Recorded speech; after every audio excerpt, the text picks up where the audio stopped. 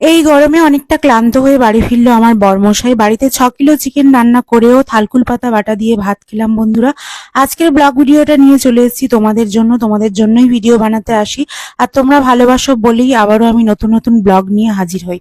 তো নমস্কার সবাইকে, আমি রেণুকা। আজকে চলে এসেছি একটা নতুন ব্লগ ভিডিও নিয়ে। সকাল সকাল উঠে পড়েছি। সকালবেলা উঠে পাচন দিয়ে দিলাম বরমশাইকে, মানে আমরা যে ফ্যাট কাটার ড্রিঙ্কটা খাই সেটাই আর কি। তারপরে আমি একটু স্নান টান করবো বলে রেডি হচ্ছিলাম। তারপর ভাবলাম হাজবেন্ড চলে গেলেই তারপরে বাকি কাজটা করা যাবে।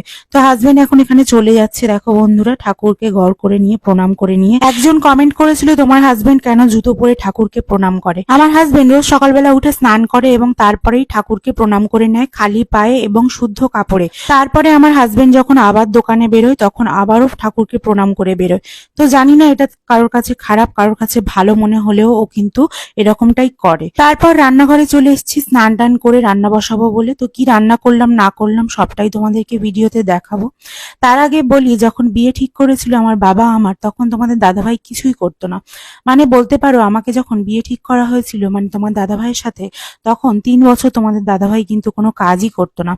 তো আমি সব সময় ভাবতাম যে আমি একটা বেকার ছেলের হাত ধরবো, কিন্তু পরবর্তী সময়ে কি হবে না হবে এটা নিয়ে আমি প্রচুর ভাবতাম। কিন্তু একটা সময় আমি মনে করলাম যে আমি যদি কারোর জীবনে আনন্দ হয়ে না যেতে পারি তাহলে তার দুঃখ হয়ে যাব না। তো হঠাৎ করেই মনে হলো যে এটা একটা চ্যালেঞ্জের, এবং আমার কাছে এটা একটা কঠিনতম ব্যাপার। সংসার করতে এসে অনেক কিছু শিখেছি বন্ধুরা, তবে এটুকুনি শিখেছি মানুষের বেকারত্ব নিয়ে কখনো তাকে মজা করতে নেই। সবসময় তার পাশে ঢাল হয়ে দাঁড়াতে হয় এবং তাকে সবসময় মেন্টালি ফিজিক্যালি সাপোর্ট করতে হয় এবং বলতে হয় যে তুমি পারবে, তুমি এগিয়ে যাবে। তো আমি সবসময় এটাই ভেবেছিলাম এবং এটা আমার কাছে অনেকটা চ্যালেঞ্জের ছিল। আমি মনে করেছিলাম জীবনে আমার হাজবেন্ড যদি না কিছু করতে পারে তাহলে আমি নিশ্চয়ই কিছু না কিছু করার চেষ্টা করব।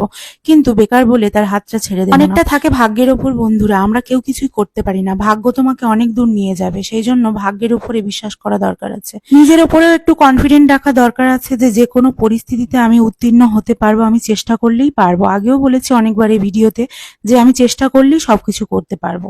তো যাই হোক, বিষয়টা অনেকটা কঠিন ছিল আমার কাছে যে একটা পুরুষ মানুষ বেকার, তার সাথে আমার বিয়ে হচ্ছে।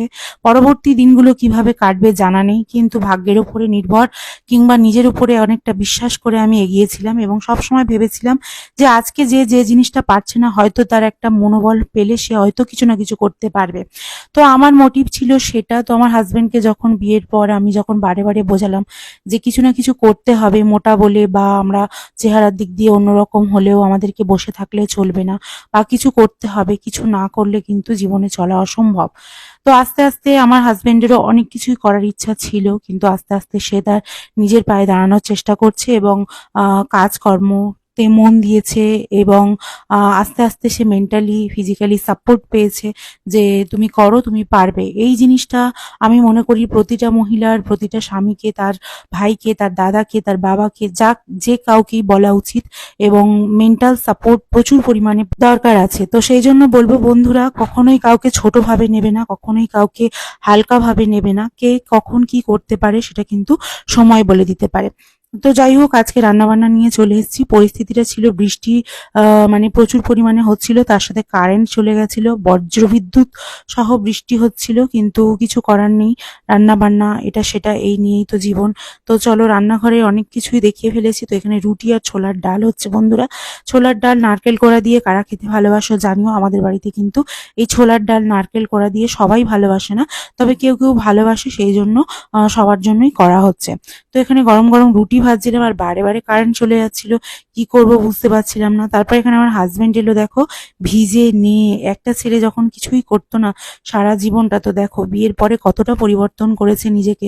এই যে কষ্ট করা এবং ভিজে নিয়ে ঘেমে ক্লান্ত হয়ে বাড়িতে আসা, এগুলো কিন্তু ও সবকিছুই সহ্য করে নিয়েছে এবং মানিয়ে নিয়েছে। দেখো, যারা কাজ করে অভ্যেস আছে তাদের ঠিক আছে, কিন্তু ও যে প্রথম প্রথম এতটাই মানিয়ে নিয়েছে, তো আমি তাতে ওর কাছে অনেক থ্যাঙ্কফুল। তারপরে আমি এই যে দেখাচ্ছিলাম যে চা করব বলে আর কি, বর্মশাইয়ের ঠান্ডা লেগে গেছে ভিজে ভিজে এসে। তো চা করব বলে এখানে কারেন্ট নেই, কিছু নেই, বেশ অসহ্যকর। আমাদের ঘরগুলো পুরো বদ্ধ বদ্ধ, মানে একটুও আলো বাতাস যায় না, কারেন্ট থাকলেই সবকিছু। তো সেই জন্যই খুব একটা মানে অন্ধকার অন্ধকার দেখাচ্ছে। আর এই যে আদা দিয়ে লিকার চা করেছি বা চা করেছি। তো করার পরে এটা ছিল পরের দিনের রান্না বান্না, লাউ চিংড়ি মাছ দিয়ে করেছি। লাউ চিংড়িটা একটুকুনি দেখো বন্ধুরা কেমন, এখনকার লাউ তো খুব একটা ভালো নয়, মানে অফ সিজনের লাউ। তারপর ডিম সিদ্ধ করেছিলাম, মাছের ঝোল করেছিলাম। তো সবকিছু মিলিয়ে মিশিয়ে আজকের রান্না বান্না কিন্তু কমপ্লিট করে ফেলেছি।